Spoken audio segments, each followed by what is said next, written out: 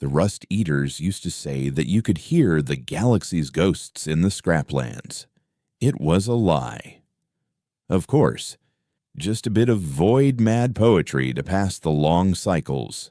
There was no sound in the vacuum, only the low thrum of your own life support and the ping of micrometeoroids peppering the hull of your rig. But sometimes, when the light from the distant Kepler nebula caught the edges of a shattered dreadnought's spine, you could almost believe it. You could almost feel the echoes of old wars, of broken treaties, of forgotten colonies that had died screaming into the void. This was my home, a sprawling graveyard of other people's ambitions, officially designated Sector 734, but known to everyone who mattered as the Scraplands. My name is Kalen, and I'm a Rust Eater, a salvager. I piloted the Mariner, a jury-rigged hauler that was more scar tissue than original plating, and I knew the ghosts of this sector better than anyone. I knew the specific gravitational tides that pulled at the derelict freighters in the Cerberus cluster, and I knew which hulks were likely to still hold a few kilograms of unspent fuel cells or a rack of salvageable server blades. It was a hard life, a life lived on the margins of galactic society, but it was ours. We, the independents, the fringe dwellers, were the maggots on the corpse of the galaxy's progress, cleaning up the messes the shining core worlds didn't want to see. And we were an afterthought, a necessary but distasteful part of the galactic ecosystem, governed loosely by the Vexlar Compact, a coalition of alien species so old and so convinced of their own enlightened supremacy that they rarely looked down from their ivory towers. They saw us as little more than background radiation, a faint, irritating hum from the edges of their pristine civilization. That all changed on the day the sky broke. We called it the Shardfall. The official Vexlar designation was Incident 9A34, the catastrophic failure of the Star Weaver's loom. The loom was one of their galactic wonders, a colossal orbital array that harnessed stellar energy and spun it into pure, crystalline power conduits, shipping them across the galaxy.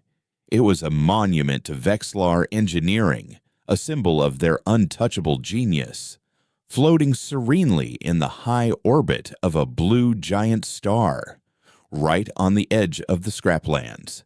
When it shattered, it didn't just explode, it unraveled. A billion crystalline shards, each one a sliver of solidified starlight, rained down across 3 systems. It was the most beautiful disaster I'd ever seen.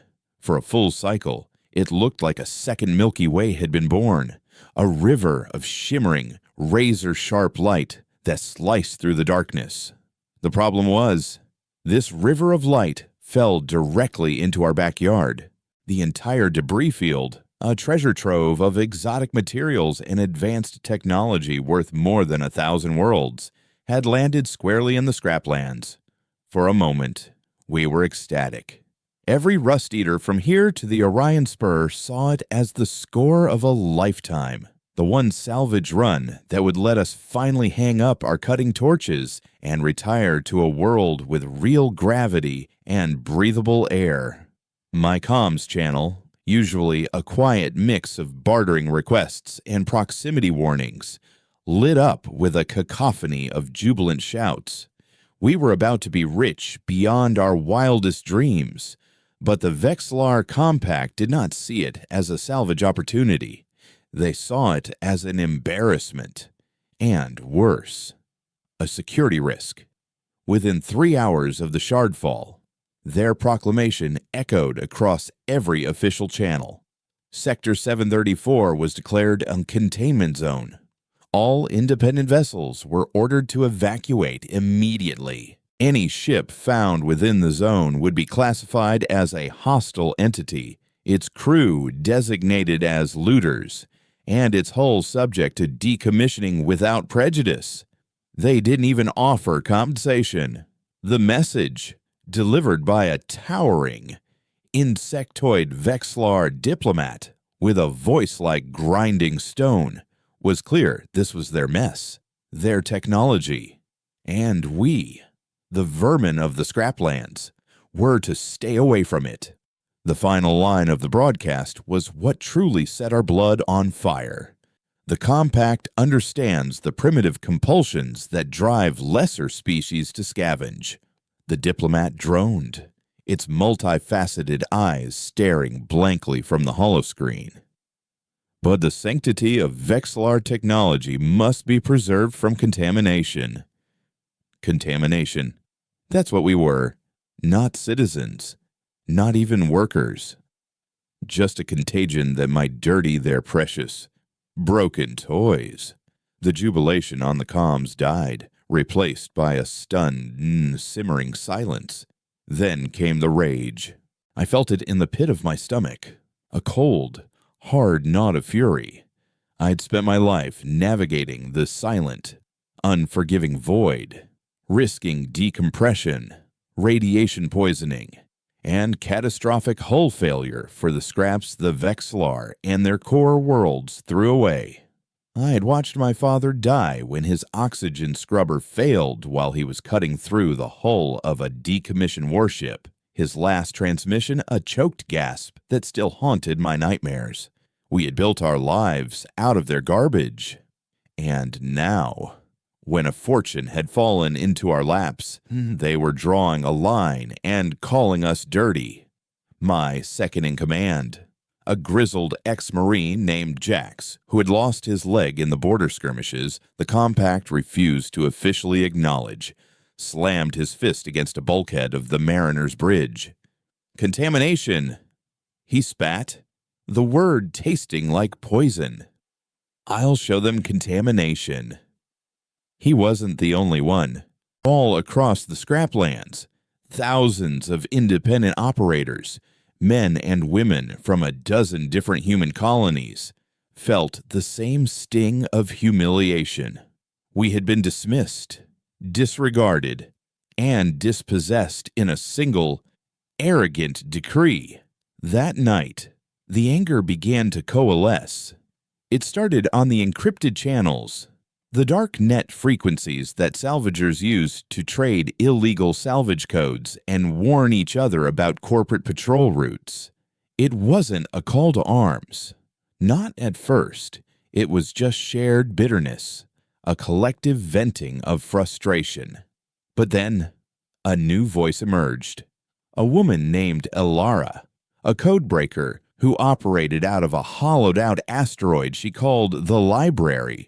She wasn't a fighter or a hauler. She was a data miner, a digital ghost who sifted through the terabytes of discarded information that flowed through the galaxy's networks. She posted a simple message: the Vexlar are liars. The loom didn't just fail. It was pushed. Attached was a single, heavily encrypted data fragment, a partial engineering report from the loom itself, dated just moments before its collapse. It was incomplete, corrupted, but it showed abnormal energy spikes, manual overrides that bypassed safety protocols, and a final, desperate transmission from a Vexlar engineer that was cut off mid-sentence. The official story was that a rare solar flare had caused a chain reaction. Elara's fragment suggested something else entirely: negligence, or maybe even sabotage. Suddenly, the narrative shifted. This wasn't just about lost salvage anymore. This was about a cover-up. The Vexlar weren't just arrogant, they were hiding something, and they were willing to crush us, the insignificant Rust Eaters, to keep their secret buried under a mountain of shimmering shards. That's when I made my decision. The Mariner was old, she was slow, and she was ugly. But she knew the scraplands better than any Vexlar patrol cruiser. The compact had drawn a line in the sand, and I was going to cross it. I sent a message to Jax, Elara, and a handful of other trusted operators, Men and women I'd worked with, fought with, and drank with over the years. My proposal was simple and insane. We were going on a salvage run. Not for profit. Not anymore. We were going to go into the heart of the Shardfall, right under the noses of the Vexlar quarantine fleet. And we were going to find the Loom's central data core. We were going to find the truth. And we were going to use it to burn the Vexlar compact to the ground. The plan, which we called Operation Ghost Harvest, was born from desperation and fueled by rage. Ilara was our key.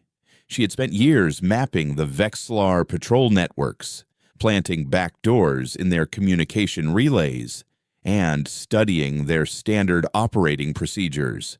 She believed she could create a blind spot, a moving bubble of sensor ghosts and false telemetry that could hide a small flotilla of ships for a short period. It was a digital smokescreen, a high-wire act of code and deception that could collapse at any moment. For the physical part of the operation, we had Jax. He still had contacts in the fringe militias, disillusioned soldiers who had been chewed up and spit out by the Compact's endless, undeclared wars. He put out the call for pilots with nerve and ships that could run cold, vessels stripped of any official transponders and modified to minimize their energy signatures. Within 2 days, we had a fleet. It wasn't much, just a dozen ships, mostly battered haulers like mine, a few nimble scout ships, and one heavily modified asteroid miner called the Stonebreaker that was equipped with industrial-grade cutting lasers. We were a fleet of ghosts, a collection of nobodies preparing to challenge an empire. We met in the shadow of a dead moon, a rendezvous point known only to the oldest salvagers in the sector. The faces on my view screen were grim, etched with the hard lines of a life lived on the edge. They were miners, engineers, smugglers, and mechanics. They weren't soldiers, but every one of them was a survivor, and every one of them had a reason to hate the Vexlar. I laid out the plan. We would use the sector's dense asteroid fields as cover, making a series of short, cold burn jumps to get close to the Shardfall. Ilara would run her interference from the library, feeding the Vexlar patrols a steady stream of phantom ship signals, sensor malfunctions, and false asteroid cluster readings to draw their attention away from our approach vector. Once we were inside the debris field, we would have less than an hour to locate the Loom's primary command module, which contained the flight data recorder and the central core, cut it free, and get out before the Vexlar realized their network had been compromised. This isn't about credits, I told them, my voice steady despite the tremor in my hands. This is about telling the galaxy that we exist. We are not contamination. We are not background noise. And we will not be silenced.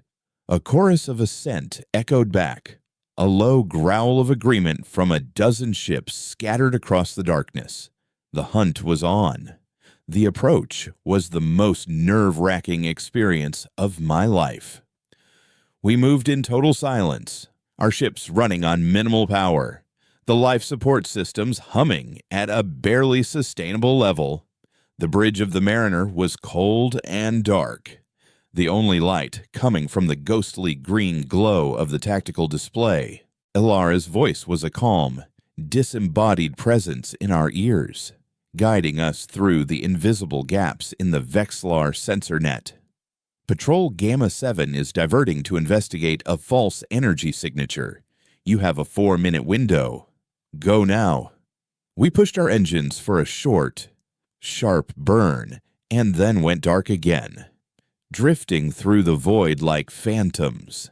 We did this for 16 agonizing hours, a slow, terrifying crawl toward the shimmering heart of the Shardfall. Twice, Vexlar destroyers passed so close I could see the running lights on their hulls through my viewport. They were sleek, predatory things, shaped like blades, radiating an aura of effortless power. They were everything we were not: clean, advanced, and legitimate, and they were completely blind to the dozen rusty daggers slipping past their defenses. Finally, we were in. The debris field was a chaotic wonderland, a three-dimensional maze of crystalline structures that tumbled through space. The shards ranged in size from small needles to massive, kilometer-long blades that could gut a ship instantly. Navigating it was a nightmare, but it also provided the perfect cover. The Vexlar sensors were useless in here. The constant energy emissions from the shards created a storm of interference that blinded their advanced systems. Here, in the chaos, we were the experts. My hands danced over the controls, guiding the mariner through the glittering forest of death with an instinct born from 1,000 salvage runs. Our scanners, modified to look for specific alloys, finally got a lock. The loom's command module was wedged between two massive shards, a battered, blackened husk of a structure, its lights dead. The stonebreaker moved in, its heavy-duty lasers firing with a silent, intense heat that sliced through the support struts connecting the module to the debris. It was a delicate, brutal piece of surgery. We had just latched onto the module with our magnetic grapples when the warning screamed through our comms. They know. Ilara's voice was sharp with alarm. One of their patrols found a discrepancy in the telemetry. They're collapsing the net. You have 5 minutes before they're on top of you. Panic flared across the channel, but Jax's voice cut through it like a whip. Hold fast, get that core, and let's go. The Mariner's engine screamed as I poured every ounce of power we had into pulling the massive command module free. Metal groaned in protest, and for a horrible second, I thought our hull was going to tear itself apart. Then, with a final, shuddering jolt, it came loose. We have it, I yelled. Get out, everyone. Scatter and run for the designated fallback point. Our small fleet broke apart, each ship firing its engines and diving into the labyrinthine debris field, scattering like roaches when the lights come on. The Vexlar arrived in a wave of righteous fury, their destroyers carving paths of destruction through the shards, their weapons' fire lighting up the void. We were outgunned and outnumbered, but we had one advantage: we were home. We knew every hiding place, every shadow, every gravitational anomaly. We led them on a chase through the graveyard of their own making, using the ghosts of the scraplands as our shields. As the Mariner dove into the relative safety of a dense asteroid cluster, the Vexlar fleet sweeping past us, I looked at the prize we had captured, the black box that held the truth. We had done the impossible. We had stolen fire from the gods. And as Ilara's first preliminary analysis of the data core began to trickle onto my screen, I realized with a chilling certainty that the Vexlar hadn't just been negligent. The data showed a deliberate, controlled overload, an intentional destruction of the Starweaver's loom. This wasn't a cover-up of an accident. It was something far, far worse. They hadn't just pushed the loom, they had executed it. And we now had the proof.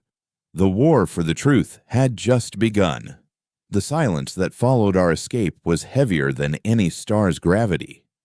We had rendezvoused in the umbra of a rogue planetoid, a chunk of lifeless rock drifting far from any charted system. Our dozen ships floated like ghosts in the dark, engines cold, comms encrypted and locked down. On the main view screen of the Mariner, Ilara's face was a pale, focused mask, her eyes darting back and forth as she wrestled with the Vexlar data core. The rest of us, the pilots, the mechanics, the survivors of Ghost Harvest, waited in a state of suspended animation, the adrenaline of the chase slowly seeping away, leaving behind a residue of exhaustion and a gnawing, terrible dread. What we had found was a truth too big, too dangerous for a handful of rust-eaters to carry. Jax paced the bridge, the rhythmic clank and whir of his prosthetic leg the only sound breaking the tension. He kept checking our sensor logs, looking over his shoulder as if a Vexlar destroyer might materialize out of the void at any second. He wasn't wrong to be paranoid. We weren't just looters anymore. We were witnesses to a crime of galactic proportions, and the Vexlar Compact would spare no expense to silence us permanently. "I'm in," Ilara finally whispered, her voice cracking with a mixture of awe and horror. "It's all here. Maintenance logs, internal comms, energy schematics, everything." She brought up a cascade of data on the shared channel, streams of Vexlar code that were meaningless to most of us. "The official story is a lie," she continued, translating as she went. There was no solar flare. The loom's containment fields were showing signs of mutation. The crystalline power conduits were self-replicating, evolving. They were becoming something the Vexlar engineers couldn't control.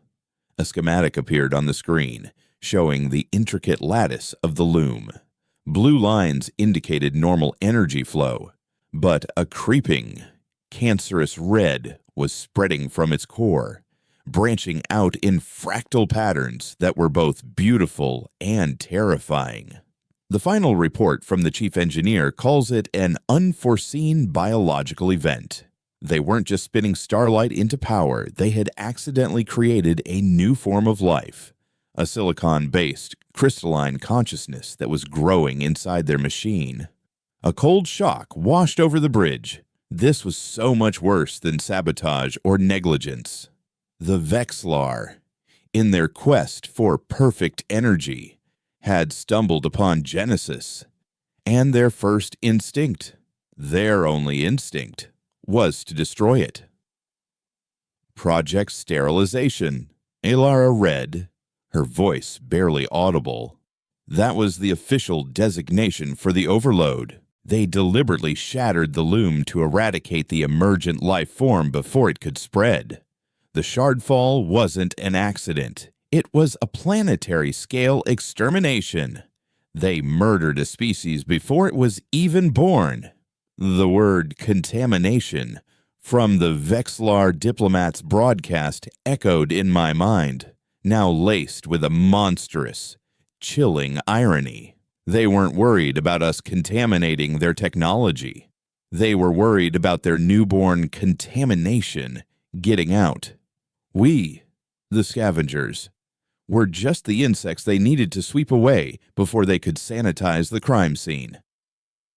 "So what now?" Jax growled, his voice low and dangerous. "We have proof that the gods of the galaxy are genocidal maniacs. Who do we tell the Galactic Tribune they're funded by Vexlar-owned corporations? The human core worlds. They wouldn't risk a trade war over a bunch of fringe dwellers and a life form they can't even comprehend."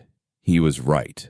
We were adrift in a sea of our own righteous fury with no shore in sight. Releasing the data anonymously would be suicide.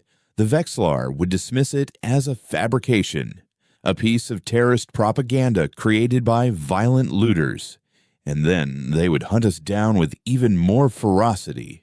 We had a weapon that could shake the galaxy, but if we fired it wrong, it would only blow up in our faces. The Vexlar's response was not long in coming. Within a day, the scraplands were transformed. What was once a loosely patrolled territory became an ironclad cage. A full Vexlar battle group, led by a ship whose name sent a shiver down the spine of every fringe dweller The Vigilance arrived to enforce the quarantine.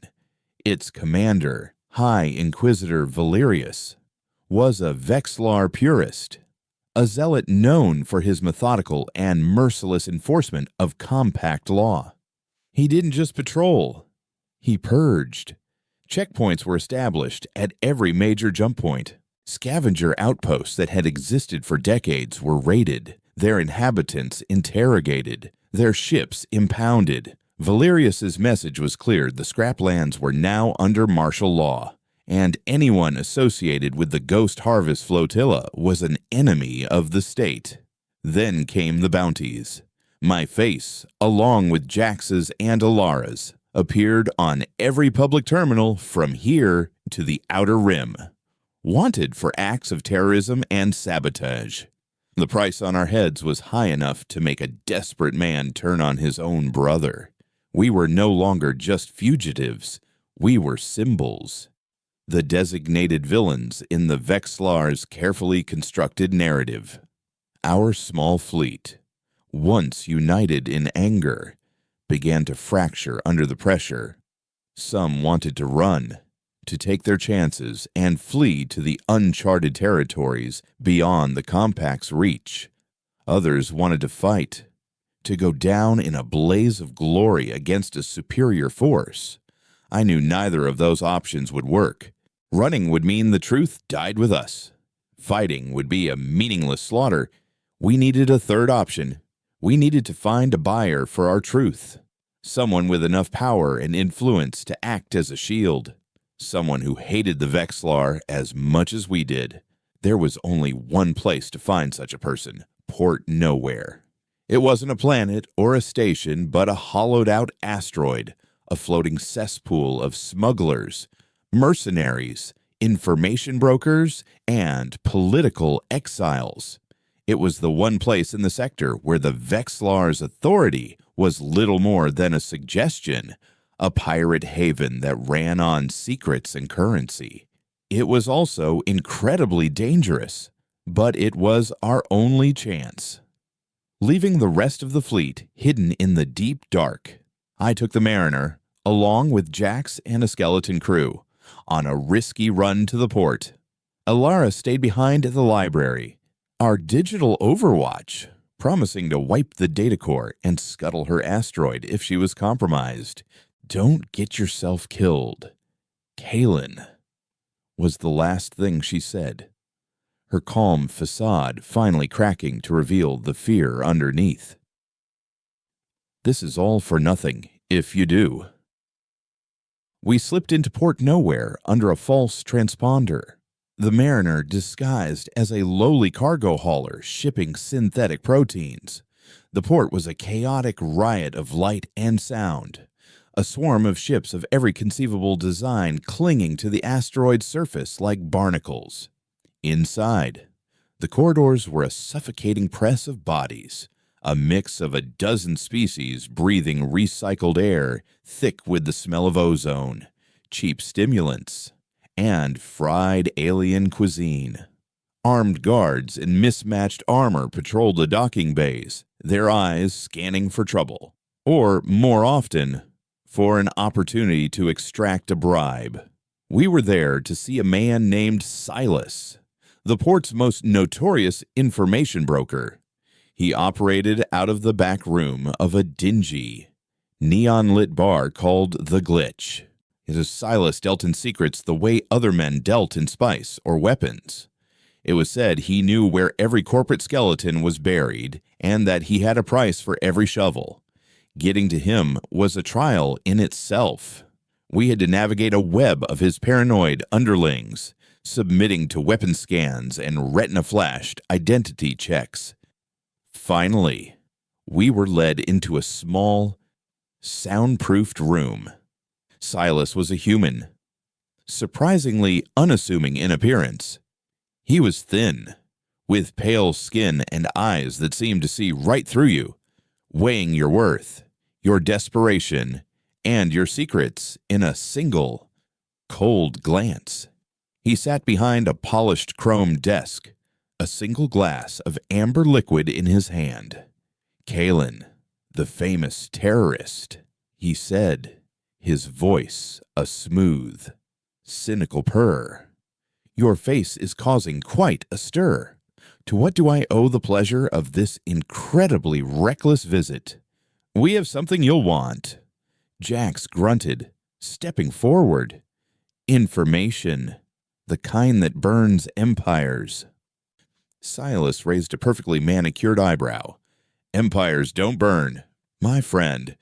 They just acquire new real estate. I'm sure your information is valuable, but is it valuable enough to risk angering High Inquisitor Valerius?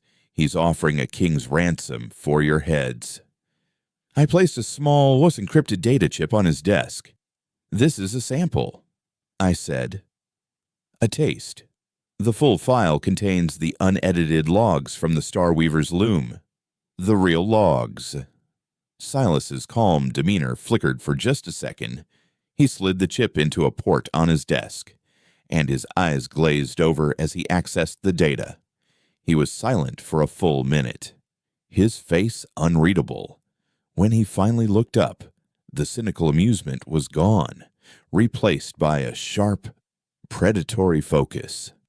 The Vexlar committed xenocide, he stated, not as a question, but as a fact.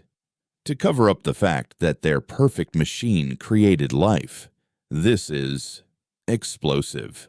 We know, I said. We want you to get it to someone who can use it, someone who can hurt the Vexlar with it. Silas leaned back, steepling his fingers. Hurt them. My dear Captain, this won't hurt them. It will enrage them. It will provoke a reaction so violent it will make the current quarantine look like a polite request. You're holding a declaration of war. And you don't even have an army. That's why we came to you, I pressed. Find us a buyer, a rival power, someone who can give us the resources and protection we need to get this truth out to the entire galaxy. He considered this, taping a long finger on his desk. There are possibilities. The Orion Consortium has been looking for leverage against the Compact in their ongoing trade disputes. They have the money and the ships, but they won't act on the word of a few wanted fugitives. They will need definitive, physical proof. What kind of proof? Jax demanded. Silas's gaze was cold as ice. A sample of the contamination, a piece of the life form itself. You bring me a shard from the loom that contains verifiable biological markers of this new crystalline consciousness, something the consortium's scientists can study and confirm. You do that, and I will broker a meeting.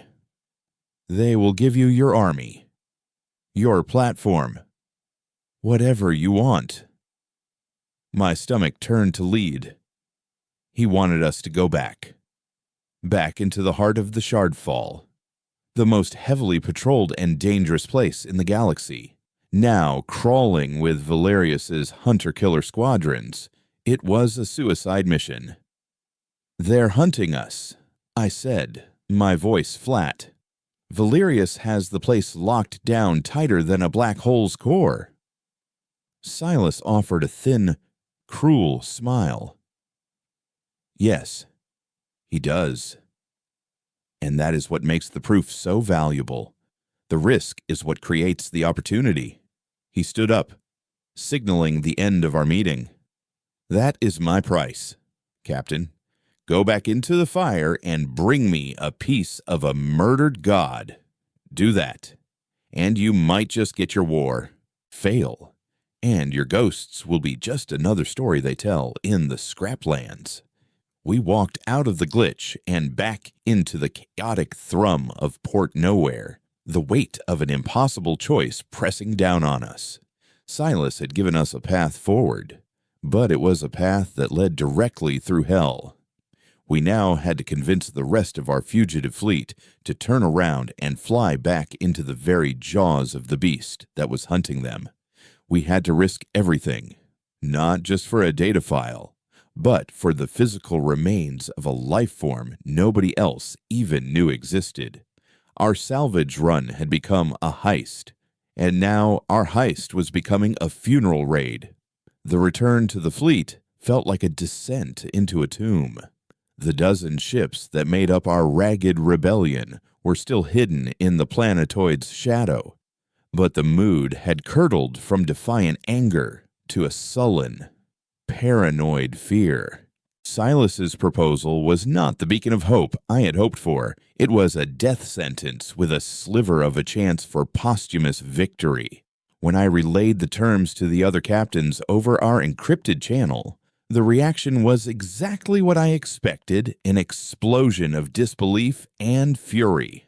"Go back," a grizzled captain named Reno, pilot of the scout ship Stray Dog, spat, his holographic image flickering with static and indignation. "Are you insane? Kalen Valerius has a blockade around the Shardfall so tight you couldn't get a neutrino through it. He's got hunter squads sweeping the sector grid by grid. We go back. We die. End of story." He wasn't wrong. The risk was astronomical. We were asking men and women who had just escaped with their lives to turn around and dive back into the inferno.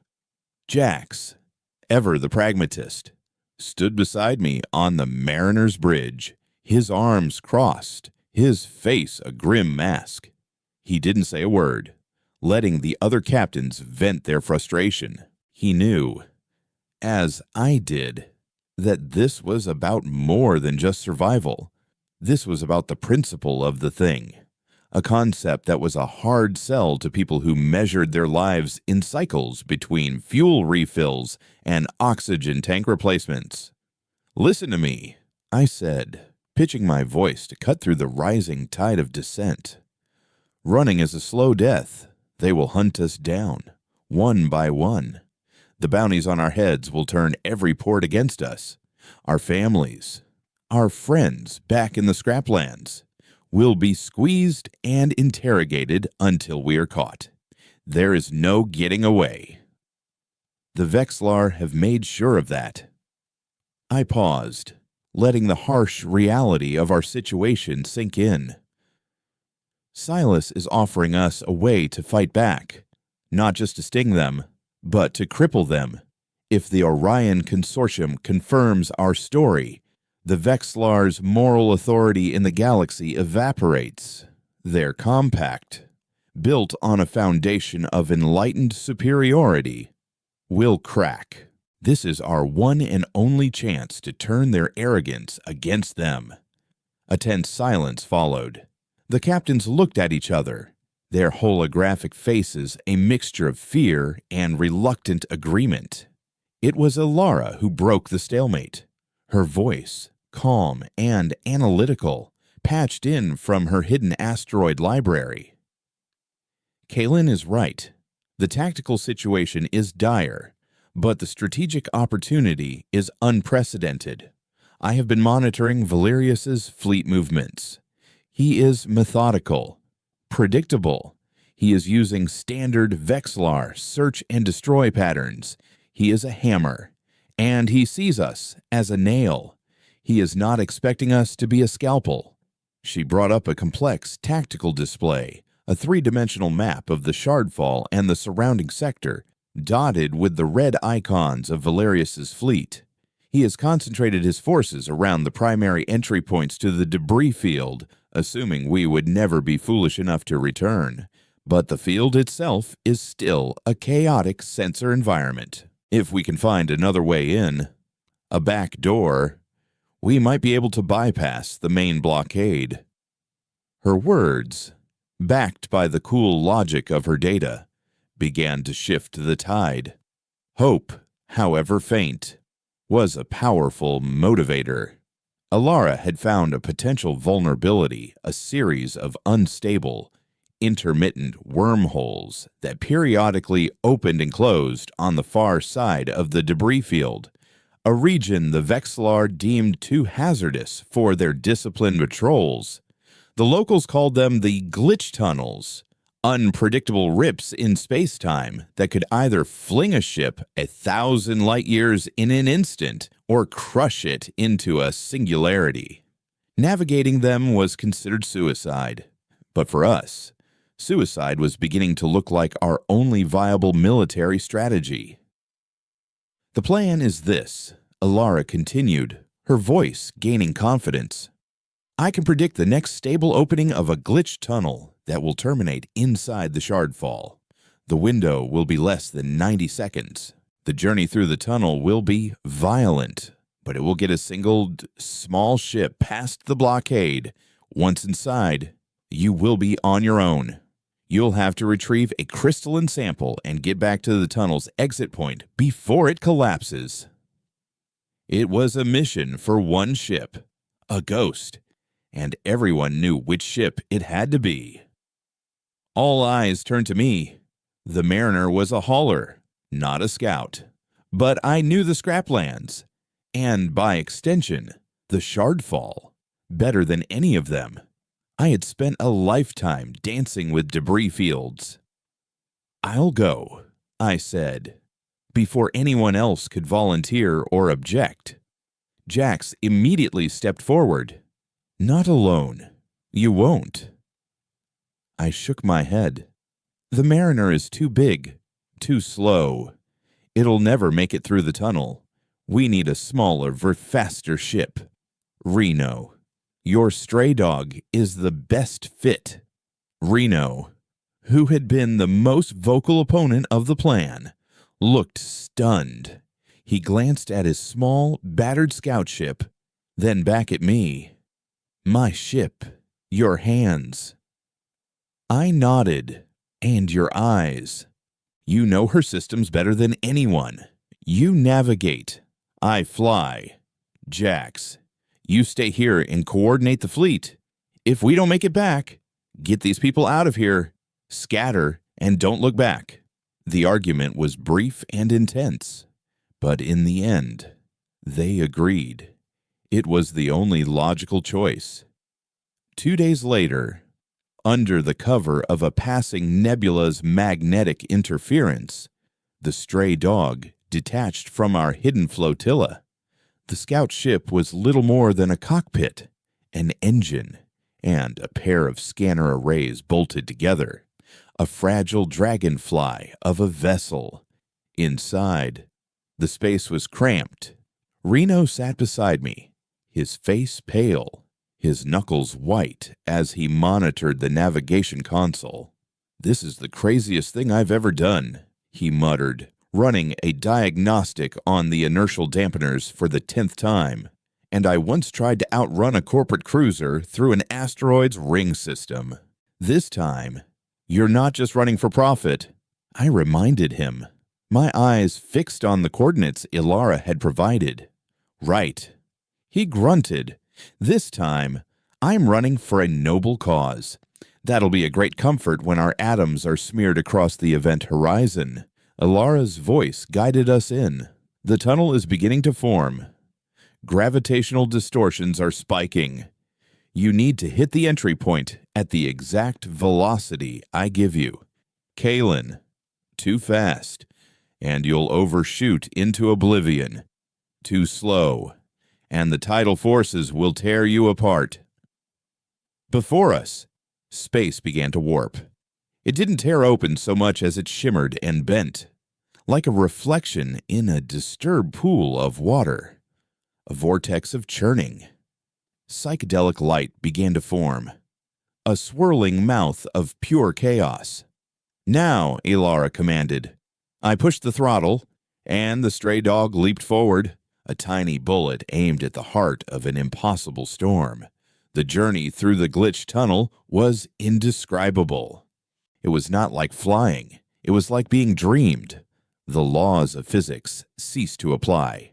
Up and down became meaningless concepts. Colors I had no name for washed over the viewport, and the ship groaned and screamed as tidal stresses tried to rip it into its component atoms. Reno was shouting coordinates, his voice strained. fighting to keep us locked onto the thread of stable spacetime that Ilara had mapped. It felt like an eternity, but it was over in less than a minute. We burst out of the tunnel into the eerie, silent beauty of the shardfall, the ship's systems screaming alarms. We were in, but we had paid a price. Main power coupling is fried, Reno reported, his hands flying over his console, trying to triage the damage. We are running on emergency batteries. Life support is stable, but our main engine is offline. We have maneuvering thrusters. That's it. We were a wounded bird, trapped inside the cage. We had no way to get back through the tunnel, no way to outrun a Vexlar patrol. We were stranded. So much for the glorious return, Reno said, slumping back in his chair. Despair was a luxury we couldn't afford. Find me a shard, Reno, I said, my voice harder than I intended. Find me a piece of the loom that's showing the biological energy signature Ilara described. We complete the mission, then we worry about getting out. For hours, we drifted silently through the glittering debris field, a ghost in the graveyard. We dodged the larger shards and powered down completely whenever a distant Vexlar patrol swept the area with its long-range sensors. Our own scanners, running on low power, finally found what we were looking for, a shard no bigger than our ship, glowing with a faint, pulsing internal light. The energy readings matched Ilara's profile of the new life form. Getting the sample was a feat of insane desperation. We had no cutting lasers, no mining equipment. All we had was the ship itself. I used the maneuvering thrusters to ram the shard. It was a brutal, bone-jarring impact that nearly cracked our viewport. The first hit only chipped the crystalline surface. The second, aimed at the same spot, created a fracture. On the third impact, a piece of the glowing crystal, about the size of my fist, broke off and floated free. Reno, wearing a tethered EVA suit, performed a spacewalk to retrieve it. His movements slow and deliberate in the zero-gravity environment. He brought it back inside, a glowing, beautiful, and terrifying piece of evidence. It pulsed with a soft, rhythmic light, and I could have sworn I felt a faint, low hum emanating from it. A silent, sleeping song. We had our proof. Now we were just two men in a broken ship, millions of kilometers behind enemy lines, with no way home. Well, Reno said, his voice a mixture of awe and black humor as he stared at the glowing crystal secured in a containment case. We did it. Now what? Just as the words left his lips, a proximity alert blared. A Vexlar drone, a small insect-like scout, had stumbled upon us. Its optical sensor, a single red eye, fixed on our crippled ship. We had been found. Before I could even react, the drone fired a magnetic marker onto our hull. It wasn't a weapon, it was a beacon. It was Valerius's way of saying, "I see you." And we both knew that the hammer was about to fall. The red eye of the Vexlar drone was an unblinking harbinger of doom. It hovered 100 meters from our hull, its silence more terrifying than any war cry. The magnetic marker it had fired was now broadcasting our exact position to every ship in Valerius's fleet. We were a wounded animal, tagged and tracked, waiting for the hunter to close in for the kill. "They're coming," Reno whispered, stating the obvious. His hands were a blur over the console, desperately trying to coax some life back into our main engine. I'm rerouting everything I can to the ignition system, but the coupling is slag. It's not going to happen. Kalen. On the tactical display, red icons began to converge on our position. Not one ship, but three. A trio of Vexlar destroyers, fast and lethal, where move is to intercept. We had minutes, at best. Panic. Cold and sharp. Tried to sink its claws into me, but I forced it down. We had not come this far, risked this much, only to die as a footnote in a Vexlar patrol log.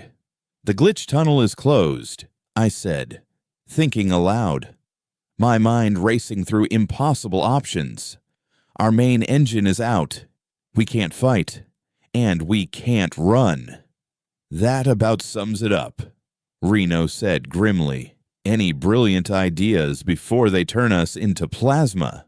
My eyes scanned the chaotic vista of the shardfall outside our viewport. It was a graveyard, but it was also a fortress. We had used it for cover before. "We hide," I said. "Where?" Reno demanded, his voice edged with hysteria. "They have us tagged. They can see us from a light year away." "Not if the tag goes somewhere else," I shot back. An idea, desperate and insane, beginning to form. I pointed to a colossal kilometer-long shard of crystalline debris that was slowly tumbling end over end a few kilometers away. "Get us over there. Slow. Use the maneuvering thrusters, and prepare to detach the cockpit module." Reno stared at me as if I'd lost my mind. The stray dog, like many scout ships, had an emergency feature. The cockpit could detach from the main fuselage and engine block, acting as a short-range life pod. "You want us to abandon ship?" he asked, incredulous. "No," I said, my gaze locked on the approaching red icons. "I want them to think we did. It was a race against time, using the last dregs of our battery power." I nudged the crippled stray dog into the shadow of the massive shard. The Vexlar destroyers were closing fast, their sleek, blade-like forms now visible against the distant starlight. As we drifted behind the shard, momentarily breaking their line of sight, I initiated the separation sequence.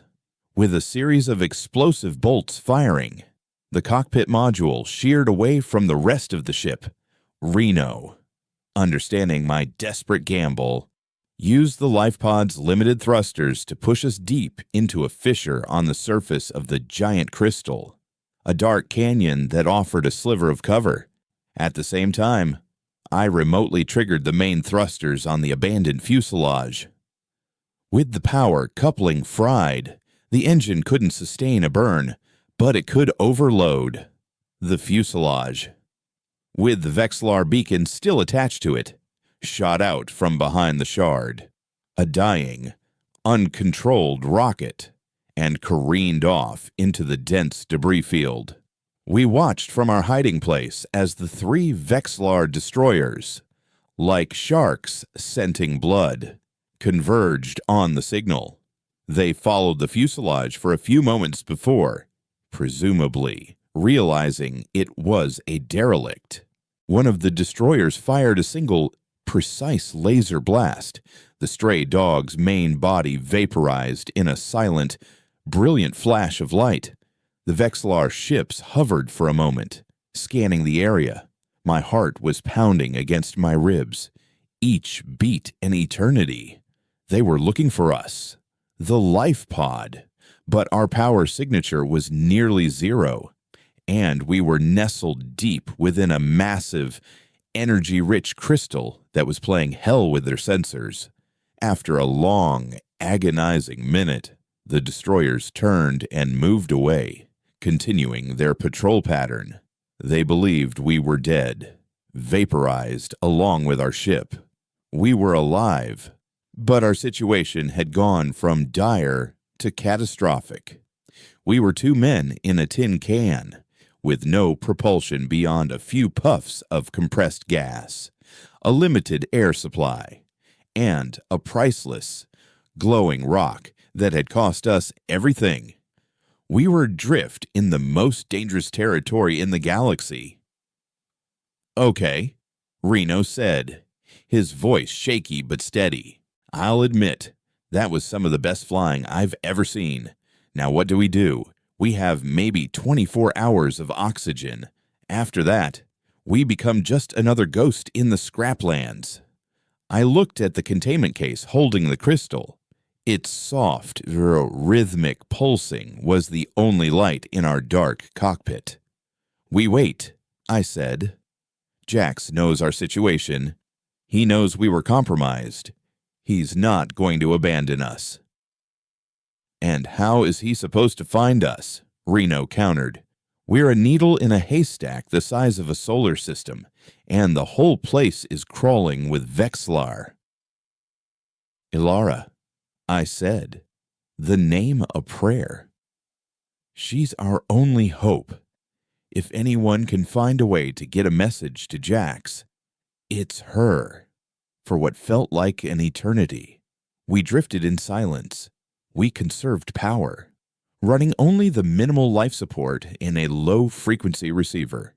We watched the Vexlar patrols sweep past, their searchlights cutting sterile paths through the beautiful, deadly chaos of the Shard Fall. The isolation was profound.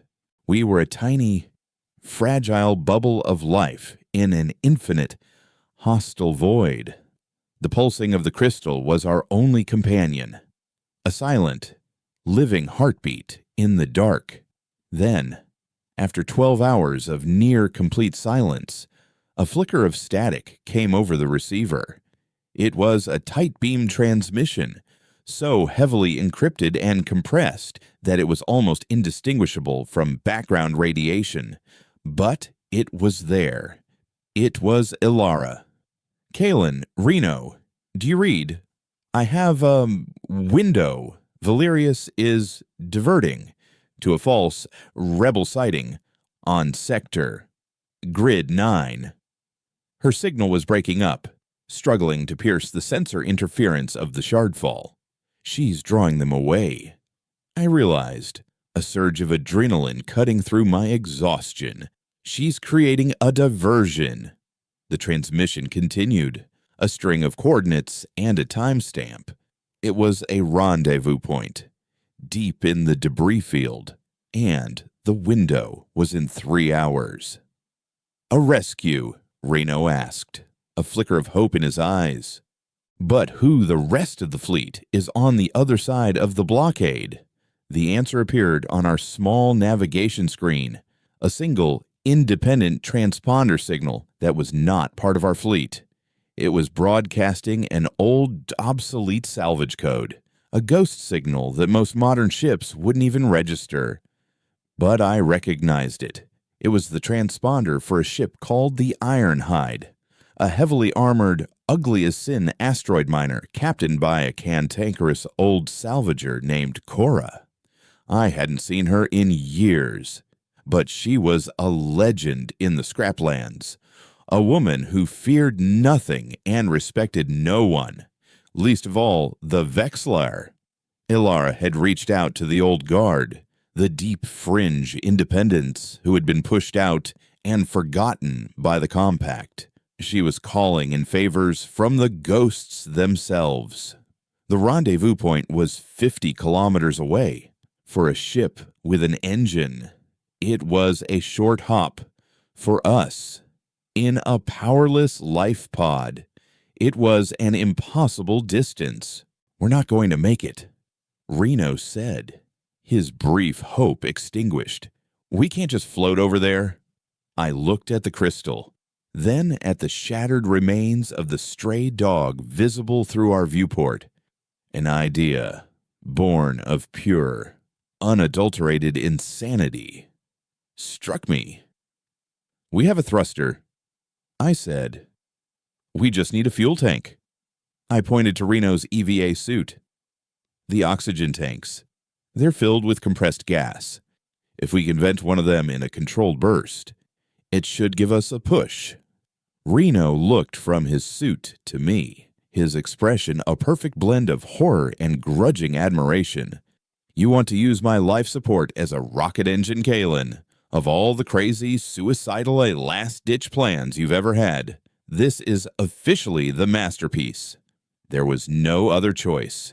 We spent the next hour rigging the life pod for the single most reckless maneuver of our lives. We used sealant in spare conduits to fashion a makeshift nozzle on one of Reno's backup oxygen tanks, positioning it on the outside of the cockpit. It was a crude, pathetic excuse for an engine. It would give us one short, uncontrolled burst of acceleration.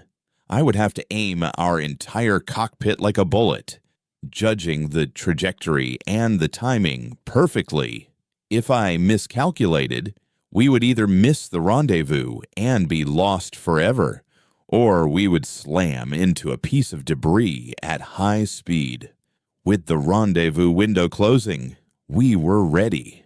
I lined up our tiny vessel with the distant coordinates. Cora's transponder was a steady, patient beacon in the darkness. "Ready?" I asked Reno. He took a deep breath, his hand gripping a support strut. "Just do me a favor," he said, his voice surprisingly calm. "Try not to miss." I triggered the release valve. The oxygen tank vented with a violent, silent hiss. Our cockpit shot forward, a tiny, tumbling projectile flung through the void. The acceleration was brutal, slamming us back into our seats. I fought with the tiny attitude thrusters, trying to keep us from spinning wildly out of control. We were a cannonball, flying blind. We shot past massive crystalline structures, dodged smaller, razor-sharp shards by meters, our fate entirely in the hands of physics and my own desperate calculations. And then, as our momentum began to bleed away, we saw it. The Ironhide. It was just as ugly as I remembered. A blocky, scarred vessel that looked more like a floating brick than a spaceship. Its docking bay was open, waiting for us, with the last of our thruster gas. I guided our battered pod into the bay. The magnetic clamps engaged with a solid, beautiful thud. We were safe. The Ironhide's airlock hissed open, and Cora stood there, a grim smile on her weathered face. She was flanked by two other salvagers. Old-timers I recognized from the fringe ports. They weren't soldiers, but their eyes held the hard, unyielding glint of survivors. Cutting it a little close. "Aren't you boys?" Cora said, her voice a low gravel. "We brought you something," I said, holding up the containment case with the glowing crystal. Cora's smile faded as she looked at it, her eyes widening in understanding. She knew this was more than just salvage. This was a reckoning. "Alara told us everything," she said, her voice dropping to a serious tone. "You didn't just piss off the Vexlar, kid. You woke up the Scraplands." She jerked a thumb toward her ship's comm station. "The word is spreading on the dark channels. The old crews. The ones Valerius has been pushing and bullying for weeks. They're starting to talk. They're starting to get angry. Our impossible mission, our suicide run, had done more than just retrieve a piece of evidence. It had become a story, a legend whispered in the dark corners of the sector, the tale of the ghosts who had gone back into the fire and stolen a piece of a god's heart. We were no longer just a dozen fugitive ships. We were becoming a cause. And as the Ironhide powered up its engines and began its slow, careful journey back toward the edge of the blockade, I realized that Silas was wrong. We didn't need to buy an army. We were building one. The journey back from the heart of the Shardfall was a slow, agonizing crawl through enemy territory. Aboard the Ironhide, we were a fragile bubble of hope in an ocean of Vexlar fury. Alara's network of old salvagers and fringe operators acted as our eyes and ears, a web of ghosts whispering warnings across encrypted channels. A Vexlar patrol was setting up a checkpoint at the Kepler Gate. We diverted through a volatile nebula. Valerius was running high-intensity scans on the sector's main trade lane. We cut our engines and drifted for 6 hours through a desolate asteroid field, our ship indistinguishable from the cold, dead rocks around us. We were no longer just a crew. We were the nerve center of a burgeoning rebellion. From the Ironhide's comm station, I listened as Jax, coordinating from the safety of our hidden flotilla, began to organize the disparate pockets of anger into a coherent force. Miners started reporting equipment malfunctions that just happened to disrupt Vexlar supply lines. Independent haulers experienced navigational errors that led them to blockade Vexlar-controlled docking ports. It was death by 1,000 paper cuts, a leaderless, chaotic resistance that Valerius, with his rigid, hierarchical mindset, couldn't comprehend or effectively counter. He was looking for a snake to cut the head off, and all he found was a swarm of angry wasps. Our mission, and the proof we carried, had become the rallying cry. The glowing crystal, secured in the center of the Ironhide's bridge, was a silent testament to our cause. Its gentle, rhythmic pulse felt like a new star being born in our hands. A life that the Vexlar had tried and failed to extinguish.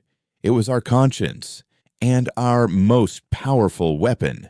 As we approached the outer markers for Port Nowhere, we knew Valerius would make his final move. He had been outmaneuvered and made to look foolish. His puritanical zeal would demand a final, decisive confrontation. Alara confirmed our fears. "He's waiting for you." Her voice crackled over the comms, a ghost of a signal from her hidden library.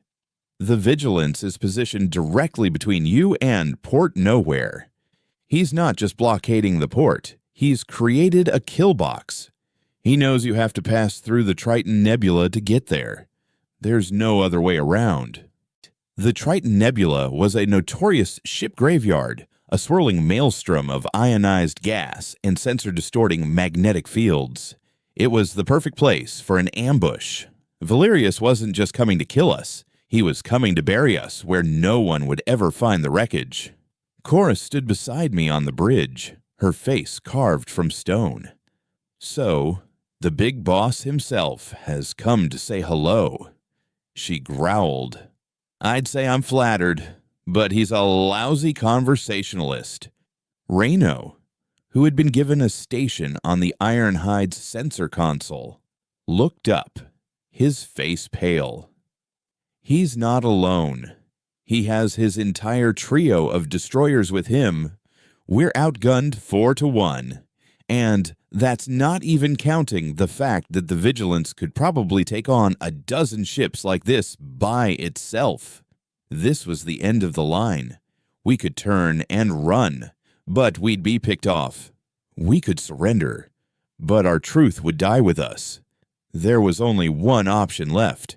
"Jax," I said into the comms, my voice steady.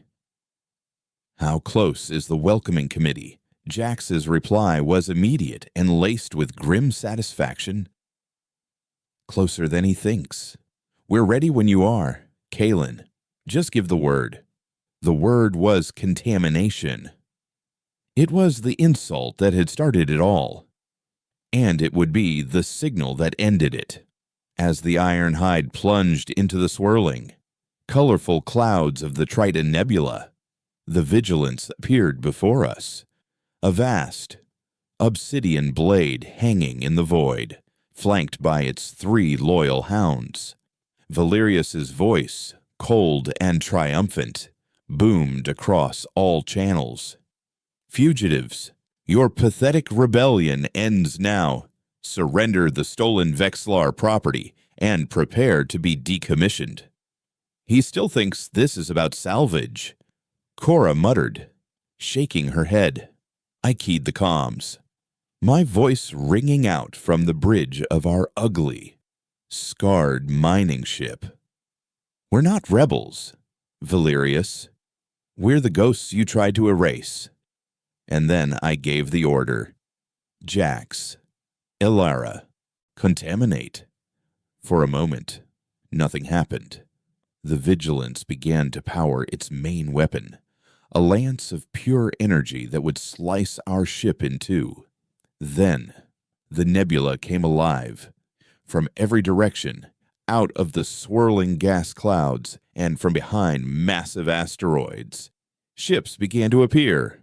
Not warships, but the refuse of the galaxy. Dozens of them. Battered haulers, nimble scout ships, lumbering asteroid miners, rusty fuel tankers, the entire disenfranchised population of the scraplands. It was the Ghost Fleet, a chaotic, magnificent swarm of nobodies who had decided to become somebody. They didn't fire in organized volleys. They just came. A wave of defiant junk. Miners fired their cutting lasers, useless against military-grade shields, but blinding to sensor arrays. Haulers released clouds of scrap metal and asteroid chunks, creating a storm of debris that played havoc with the Vexlar's precise targeting systems. Elara, using their combined signals as a massive, decentralized processor, launched a brutal electronic warfare assault, flooding the Vexlar network with phantom signals, contradictory commands, and the ghosts of 1,000 simulated ships. Valerius was no longer a hunter facing his prey. He was a monolith being eroded by a sandstorm. His destroyers, trained for orderly fleet engagements, were thrown into chaos. Unsure of which of the 100 targets to prioritize, the Vigilance was forced to divert its power from its main weapon to its point defense systems, trying to shoot down the gnats that swarmed it. It was a battle Valerius couldn't win, not because he was outgunned, but because he couldn't comprehend the strategy of pure, unadulterated chaos. In the midst of the beautiful pandemonium, I realized our plan had to change. We would never make it to Port Nowhere. The battle was a delaying action, not a victory. Silas and the consortium were a means to an end, but the end was right here, right now. Elara, I commanded, forget Silas.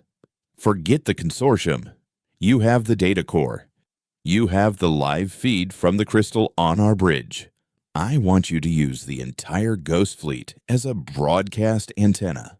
I want you to hijack every Vexlar comm satellite, every public news feed, every ship-to-shore channel from here to the core worlds.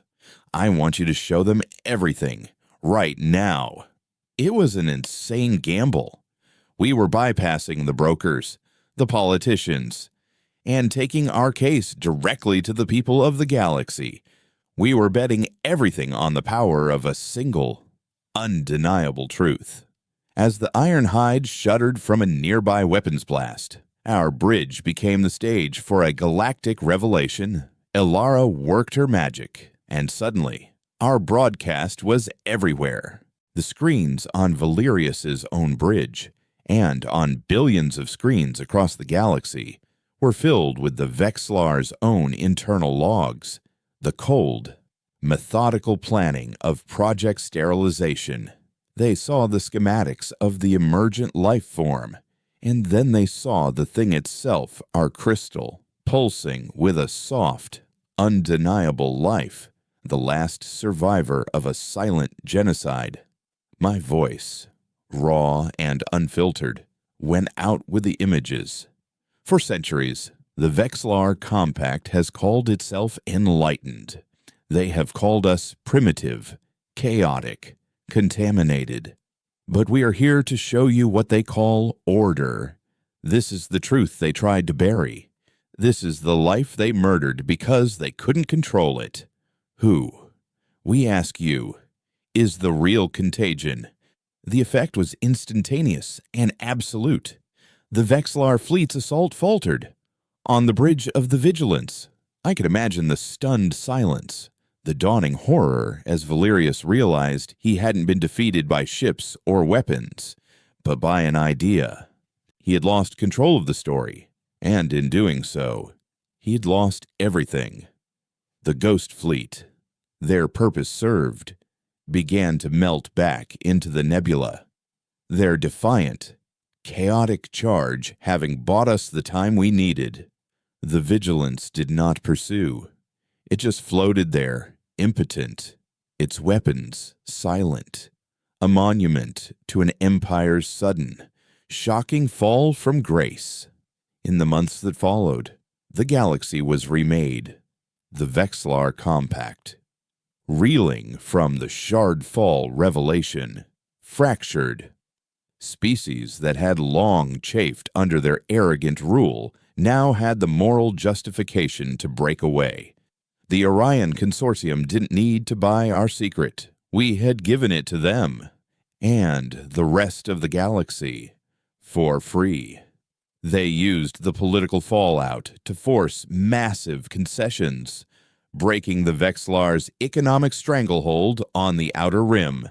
The Scraplands were no longer a forgotten graveyard.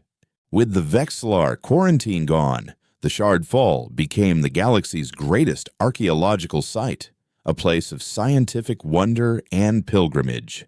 The crystal, the last child of the loom, was taken to a neutral science station, where the best minds of a dozen species began the delicate, wondrous task of trying to understand and communicate with it.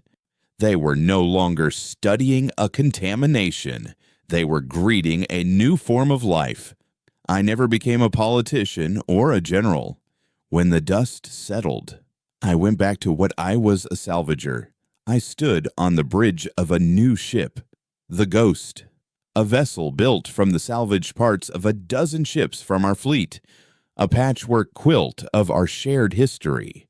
Jax was by my side, and Reno, and Cora, and the dozens of others who had refused to be silenced. We were still fringe dwellers, still rust eaters. But now, when we looked up at the stars, we were not looking up from the gutter. We were home. The galaxy no longer saw us as background noise. They heard our voice, and they knew, with a hard-won certainty, that the ghosts of the Scraplands were silent no more.